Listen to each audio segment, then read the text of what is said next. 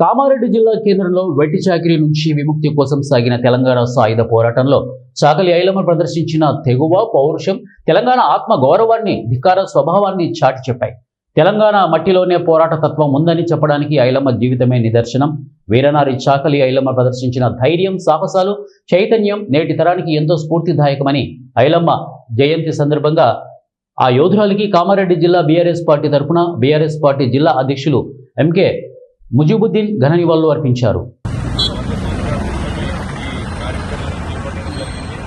ఆ రోజు నుంచి ఇటువంటి పెద్దోళ్ళు మహానుభావులు తెలంగాణ మీద కష్టపడిన వాళ్ళు చేసిన ప్రతిఫలమే తర్వాత కాలంలో 1969లో కానీ అదేవిధంగా 2001లో కేసీఆర్ గారు చేపట్టిన ఈ పోరాటం ద్వారా 14 సంవత్సరాలు మళ్ళీ తొలి దశలో వీళ్ళు పోరాడితే మలి దశలో కేసీఆర్ గారి నాయకత్వంలో పోరాటం చేసి తెలంగాణ సాధించుకున్నటువంటి కాబట్టి ఇటువంటి మహానుభావుల ఈ విగ్రహాన్ని కూడా గత టీఆర్ఎస్ ప్రభుత్వంలోనే ఇక్కడ ఆవిష్కరించబడ్డది.